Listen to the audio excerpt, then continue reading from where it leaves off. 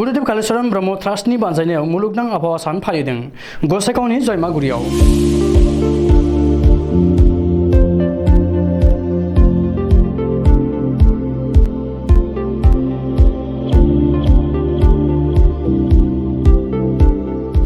दिनै 5 जुन एबा मुलुगनां आबहावा सान। बे सानजों लोब्बा लाखिनानै दिनै गुरुदेव कालीचरण ब्रह्म ट्रास्टनि बानजायनायाव गुरुदेव Kalicharan Brahma spiritual university compound जयमागुरियाव 1000निबो गोबां बायदि रोखोमनि बिफां लाइफां गायनाय जादों। गुरुदेव कालीचरण ब्रह्म ट्रास्टनि आफादगिरि डक्टर अजित बर'नि सामलायनायाव दिनैनि बे बिफां लाइफां गायनाय हाबाफारियाव गाहाय आलासि महरै बाहागो लादोंमोन किसान लाल लावटा, ब्रह्म धोरोम आफादनि गाहाय नेहाथारि जगत चन्द्र ब्रह्म, जेतमाल भान्तिया, जयमागुरि गामिनि गामि गाहाय पनिल ब्रह्म, अन्थाइबारि अमृतपुर सेवाश्रम फरायसालिनि गाहाय नेहाथारि महेश्वर ब्रह्म आरो भाग अभियाननि प्रमुख मदन नार्जारि बिथांमोना।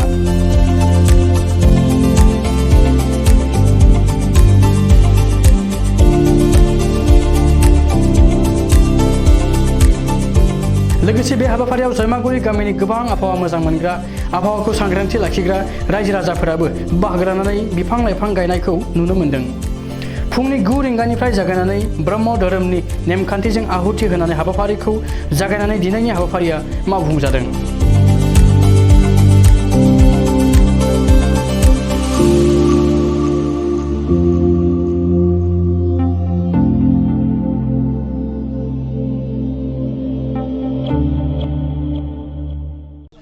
नैबे सानाव जोङो जयमागुरियाव गुरुदेव कालीचरण ब्रह्म ट्रास्टनि हा 22 बिघा हा, बे हायाव जोङो नैबे वर्ल्ड एनभायरनमेन्ट डेजों सोमोन्दो लाखिनानै मोनसे हाबाफारि जोङो बेयाव लादों। बेनो जाहैबाय 1000 बिफां फुलि गायनाय, गय बिफां फुलि आरो लोगोसे बेनि अनगायै आरो गुबुन गुबुन बिफां फुलि जों बेयाव गायनाय बे हाबाफारिखौ जों लादों। बेयाव आलासि हिसाबै जोंहा क'क्राझारनिफ्राय फैदों, जेरै एकाल अभियाननि प्रेसिडेन्ट लावार आसाम क'क्राझार किसान लाल लाहाटा बिथाङा फैदों, लोगोसे ब्रह्म धर्म आफादनि गाहाय नेहाथारि जगत चन्द्र ब्रह्म आरो लोगोसे सासे बिजनेसमेन आरो भारत बिकास परिषदनि मेम्बार जेतमाल भान्तिया बिथाङा फैदों। आरो बेजों जोंहा दङ जयमागुरि गामिनि मानगोनां गावबुरा बिथां पनिल ब्रह्म आरो अमृतपुर ब्रह्म सेवाश्रमनि मानगोनां गाहाय नेहाथारि महेश्वर ब्रह्म आरो बेजों लोगोसे भाग अभियान प्रमुख आसाम भागनि एकाल बिधालय अभियाननि मदन नार्जारि बिथाङाबो फैदों। बिथांमोनखौ जोङो बिफां गायजेननो थाखाय जों लेंहरदों, बिथांमोनहा जोंखौ मदद खालामफैदों आरो गामिनि साफ्रोमबो रायजोफ्रा फैनानै बेयाव बिफां गायफैदों। बेयो जोंनि थाखाय जोबोरै थुलुंगाथाव बिथांमोननि बेयाव बाहागो लाफैनाया। दिनै नोंथांमोननि चेनेलनि गेजेरजों आं बेखौनो बुंगोन, जोङो जोंनि बे आबहावाखौ गोजोन सुदेम आरो मोजां गोग्गो लाखिनो थाखाय बिफां जों गायनांगौ। दिनै जोंनि समाजाव थांनानै थानो थाखाय इन्डास्ट्रि, फेक्टरि, मेसिन बेफोरखौ जोङो गायसननांगौ जादों आरो इन्डास्ट्रि फेक्टरि नङाब्ला जों थांनानैबो जों थानो हानाय नङा। नाथाय बे इन्डास्ट्रि, फेक्टरि, गारि, मेसिन बेफोरनिफ्राय जि खुनाय उखुन्दै बे जोंनि बे आबहावाखौ जोबोरै गुबुंले खालामो आरो बिनि थाखाय जोंहा हां लानायाव प्रब्लेम जायो, जोंहा गोबां रोखोमनि बेराम जायो, बिगुरनि बेराम जायो, मेगननि बेराम जायो। नाथाय बेखौ जोङो रैखाथि जों बोरै होनो? दा बिनि मोनसे गाहाय राहायानो जाहैबाय बिफां फुलि गायनाय। दा बेनिखायनो साफ्रोमबो रायजो राजाफ्रा, फरायसुलिफ्रा सांग्रां जानांगौ। फांसे बिफां दाननायनि सिगां जों जुदि फांनै बिफां गायनानै लाग्रोब्ला थारैनो जोंनि बे गुबुंले जानाय बारहावाखौ जोङो सोदांनो हागोन होननानै जोङो बुंनो हायो। फांसे बिफाङा जोंनि थाखाय लाख थाखानिबो बांसिन बेसेन होयो। फांसे बिफाङा जोंनो फिथाइ होयो, बिबार होयो, बिलाइ होयो, साया होयो आरो दाउमा दाउसानि थाखाय माने शेल्टार होयो, रैखाथि होयो, मानसिनो अक्सिजेन होयो।